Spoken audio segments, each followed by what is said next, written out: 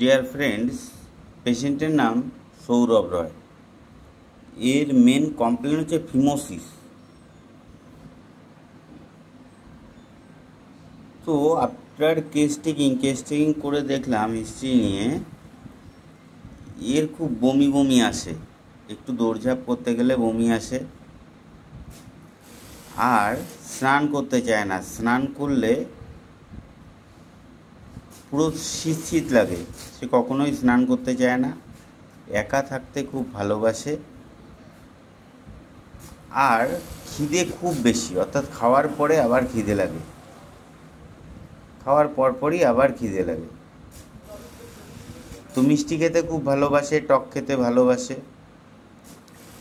মাংস খেতে ভালোবাসে, আবার ঠান্ডা খাবার দাবার ঠান্ডা ভালোবাসে। মাছ একদমই খেতে চাচ্ছে না, আগে খেত। অর্থাৎ স্ট্রং অ্যাভারশন ফিশ।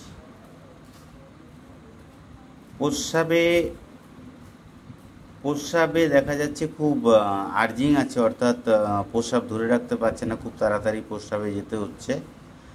এটা জল খাবার পরেই প্রস্রাব লেগে যায়। রাত্রেবেলায় ঘুমালে স্যালাইভেশন আসে, অর্থাৎ মুখ দিয়ে লালা পড়ে, এবং সে ঠান্ডা হাওয়া সহ্য করতে পারে না, তার একটু শীত শীত লাগে, কৃমি আছে। তো এই সমস্ত সব সিমটমগুলো দেখে আমি প্রেসক্রাইব করলাম সালফার। এখানে মার্কসলও আসছে, কারণ মার্কসলে স্যালাইভেশন আছে, ক্যাসেস কোল্ড ভেরি ইজিলি আছে, ওয়ার্মস আছে, ডিজায়ার সুইট আছে, আবার ফিমোসিস মার্কসল কভার করছে, সালফারও করছে। কিন্তু আমি সালফার প্রেসক্রাইব করলাম কারণ